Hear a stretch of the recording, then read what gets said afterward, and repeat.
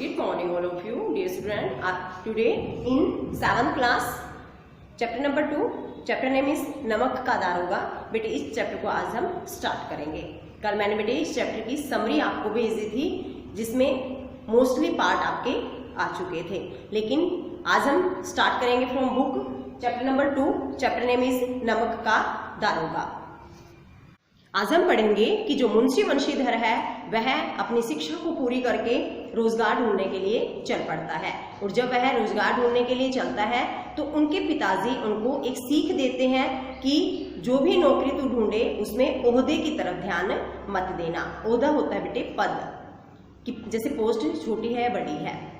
उनके पिताजी शिक्षा देते हुए कहते हैं कि ऐसी नौकरी ढूंढना जिसमें मासिक वेतन के साथ साथ ऊपरी आय ज्यादा हो।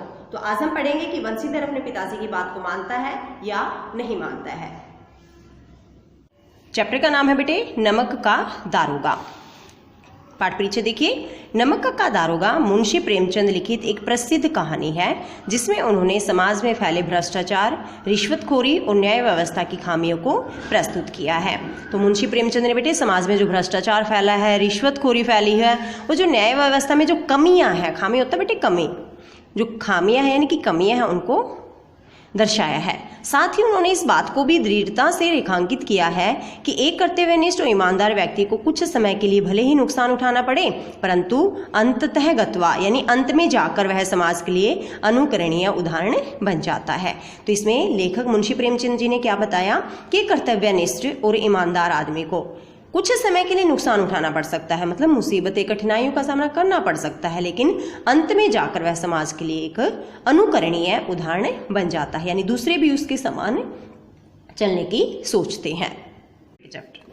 जब नमक का नया विभाग बना और ईश्वर प्रदत्त वस्तु के व्यवहार का निषेध हो गया तो लोग चोरी छिपी इसका व्यापार करने लगे।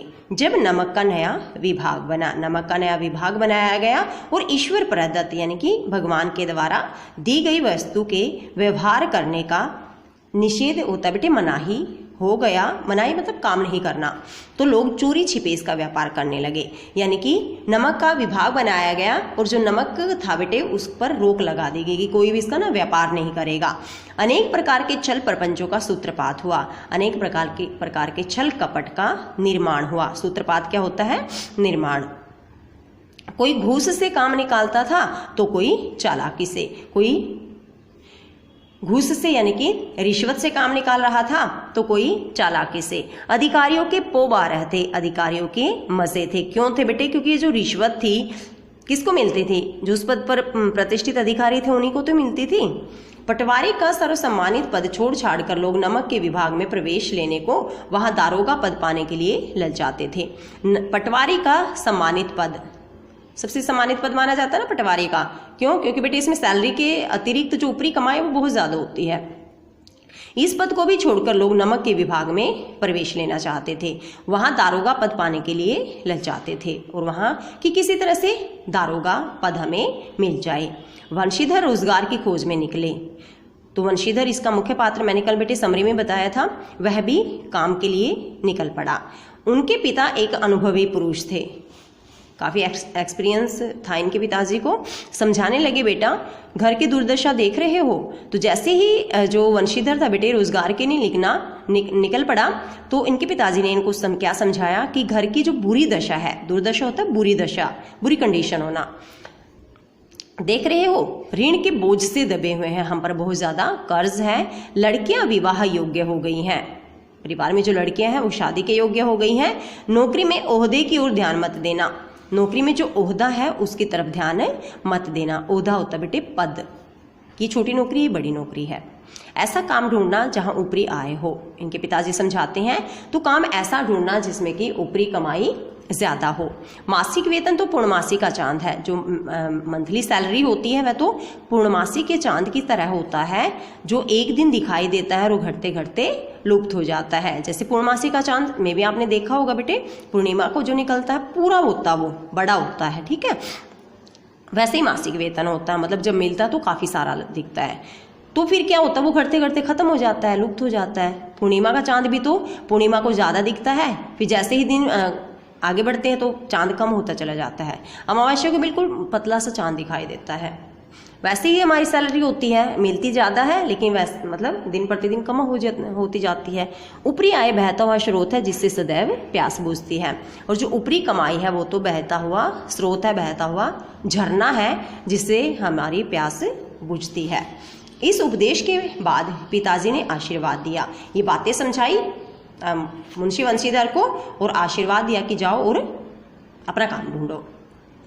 वंशीधर आज्ञाकारी पुत्र थे, उन्होंने ये बातें ध्यान से सुनी और घर से चल पड़े। वो बड़े ही आज्ञाकारी बेटे थे, उन्होंने अपने पिताजी की बातें ध्यान से सुनी और वहाँ से चल पड़े। अच्छे शकुन से चले थे, अच्छे समय से चले थे, शुभ मुहूर्त से निकले थे।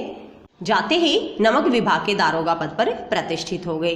तो अच्छे समय शुभ समय से निकले थे, शुभ घड़ी थी जब वो चले, तो जाते ही नमक विभाग में दारोगा पद पर वो प्रतिष्ठित हो गए, यानी कि उनको नौकरी मिल गई नमक के दारोगा की।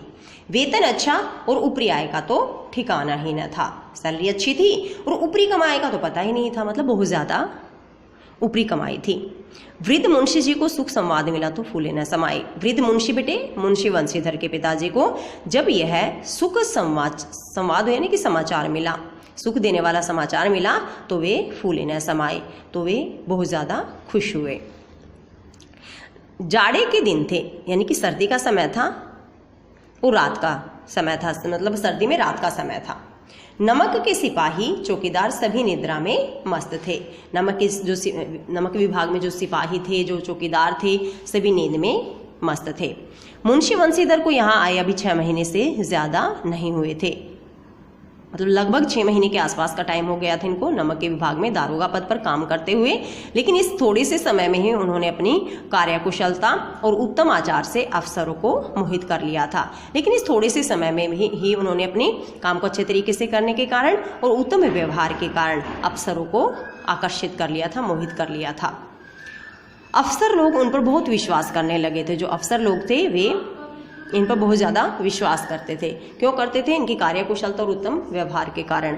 नमक के दफ्तर से 1 मील पूर्व की तरफ जमुना बहती थी, उसके पूर्व की तरफ यमुना नदी बहती थी। उस पर नावों का एक पुल बना हुआ था और यमुना नदी पर एक पुल बना रखा था। मतलब नावों का वैसे तो यहाँ किश्तियों का बता रखा है, लेकिन पुल बना था गाड़ियों के आने जाने के लिए भी। आपने देखा होगा बेटे, जो नदी होती है उनके ऊपर आवागमन के लिए पुल बना देते हैं। दारोगा जी किवाड़ बंद के मीठी नींद सो रहे थे, तो दारोगा जी भी दरवाज़ा बंद करके मीठी नींद में सो रहे थे। अचानक आंख खुली तो नदी के प्रवाह की जगह गाड़ियों की गड़गड़ाहट और मल्लाहों का कोलाहल सुनाई दिया। अचानक से उनकी आंखें खुली तो नदी के प्रवाह की जगह, यानी कि नदी का प्रवाह होता है बेटे, जिससे नदी बहती है ना, तो उसे आवाज़ आती है उसके पानी से, रात के समय क्योंकि शांत माहौल होता है इसलिए। तो उसकी जगह क्या सुनाई दी? गाड़ियों की गड़गड़ाहट, यानी गाड़ियों के पहियों की आवाज़, और मल्लाह होता है बेटे गाड़ियों को चलाने वाले, उनका कोलाहल होता है शोर। जैसे गाड़ीवान थे ना, एक दूसरे से बातें करते हुए जा रहे थे तो उनका शोर सुनाई दिया। उठ बैठे, खड़े हो गए, सो रहे थे तो आवाज़ सुनी तो उठ बैठे। इतनी रात गई गाड़ियाँ नदी के पार क्यों जाती हैं? इतनी रात के समय ये गाड़ियाँ नदी के पुल के पार क्यों जाती है? अवश्य कुछ न कुछ गोलमाल है, यानी कि अवश्य कुछ न कुछ गड़बड़ है। वर्दी पहनी, तमंचा जेब में रखा और बाती बात में घोड़ा बढ़ाए हुए पुल पर आ पहुंचे। उन्होंने अपनी वर्दी पहनी, तमंचा जेब में रखा, तमंचे जो बंदूक पिस्तौल है इनके पास, वो जेब में रखा और बाती बात यानी कि उसी समय फटाफट घोड़ा बढ़ाए, घोड़े पर बैठकर वो पुल पर आ पहुंचे। गाड़ियों की एक लंबी कतार पुल के पार जाती दिखी। गाड़ियों की एक लंबी लाइन पुल के पार जाती हुई दिखाई दी। डांटकर पूछा, किसकी गाड़ियाँ है? तो मुंशी वंशीधर ने उन गाड़ीवानों को डांटकर पूछा कि ये गाड़ियाँ किसकी है। देखिए बेटे, मौखिक क्वेश्चन। लोग चोरी छिपे किसका व्यापार करने लगे और क्यों? लोग चोरी छिपे नमक का व्यापार करने लगे। क्यों? क्योंकि नमक के व्यापार पर रोक लगा दी गई थी। रोक लगाई थी तभी तो चोरी छिपे व्यापार करते थे। अगर रोक नहीं लगती तो सिंपल वे से भी हम मतलब वो व्यापार कर सकते थे। सेकंड क्वेश्चन, वंशीधर किस पद पर प्रतिष्ठित हुए? वंशीधर नमक के दारोगा पद पर प्रतिष्ठित हुए। अवश्य कुछ न कुछ गोलमाल है। दारोगा जी को ऐसा क्यों लगा? जैसे ऊपर से ही लाइन है ना, तो रात के समय जैसे ही दारोगा जी को गाड़ियों की गड़गड़ाहट और मल्लाहों का शोर सुनाई दिया तो दारोगा जी को लगा कि अवश्य कुछ न कुछ गड़बड़ है। तो आगे से बेटे चैप्टर को आगे मतलब कल रीड करेंगे। आज आपको ये बहुत अच्छे से रीड करना है और जो सेंटेंस इसमें जो वर्ड मीनिंग आए ना बीच बीच में, ये आपको अच्छे से रीड कर लर्न करने हैं।